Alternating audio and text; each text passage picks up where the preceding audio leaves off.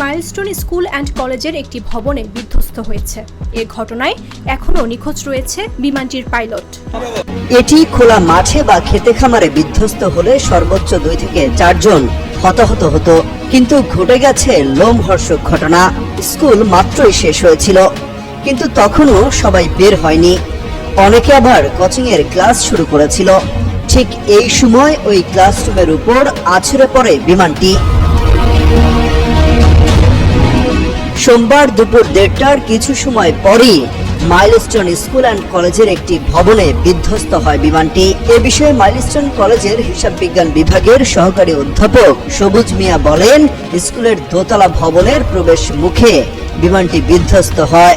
তখন স্কুল ছুটি হয়ে গেছে, কিছু শিক্ষার্থী বের হয়ে গেছে, অনেকে ভেতরেই ছিল। বিমানটি বিধ্বস্ত হওয়ার পরপরই আগুন ধরে যায়। মুহূর্তেই ধোঁয়ার কুণ্ডলী বের হতে থাকে সেখান থেকে। আশপাশের এলাকা অন্ধকার হয়ে যায়। দুর্ঘটনাস্থলে থাকা লাকি আক্তার নামের একজন অভিভাবক জানান, তার 2 সন্তান এখানে পড়তেন। বড় সন্তানকে ঠিকই বের করতে পারলেও ছোট সন্তানের এখনো হদিস মিলছে না। তার সঙ্গে কোনো যোগাযোগ করতে পারছেন না তিনি। ফেরদৌসী বেগম নামের আরেক অভিভাবক জানান, তার মেয়ে ভিতরে আটকা পড়েছেন। তিনি তার মেয়ের সঙ্গে কোনো যোগাযোগ করতে পারছেন না।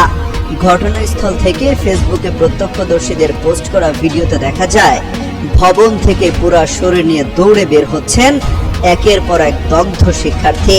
সেনাবাহিনীর গাড়িতে করে অনেককে উদ্ধার করে নিয়ে যেতে দেখা গেছে। ঘটনাস্থলে উদ্ধার তৎপরতা চালাচ্ছে সেনাবাহিনী, ফায়ার সার্ভিস ও বিমান বাহিনীর সদস্যরা। যোগ দিয়েছে বিজিবিও। ফায়ার সার্ভিসের 9টি ইউনিট সেখানে কাজ করছে। স্কুলের আশপাশে ভিড় করছেন স্কুল পড়ুয়া শিক্ষার্থীদের অভিভাবক।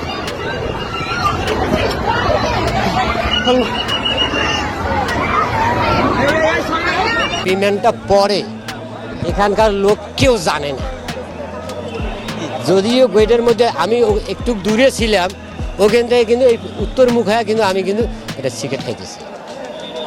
খাইতে এটা কিন্তু ঘটনা কিন্তু 1টা 15 মিনিটে যেই বলুন না কেন, আমি 1টা 14 মিনিটে আমি কিন্তু একটা জিনিস আর কি ব্যবহার করতেছি।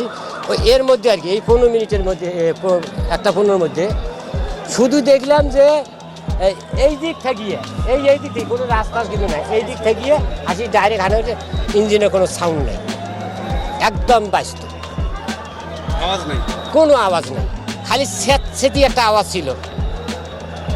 শুধু স্যাঁতস্যাঁতি পাখার একটা আওয়াজ থাকে না, বাতাসের একটা ধাক্কা দেওয়া, এই আওয়াজটা ছিল, কিন্তু ইঞ্জিনের কোনো আওয়াজ নাই। আমি মনে হয় যে ওখান থেকে মনে হয় যে 30 সেকেন্ড লাগে নাই, তারপরে বেশি তো লাগবেই। খালি শুধু দেখলামে যা আগুন ভিতরে খালি ঘুরতেছে।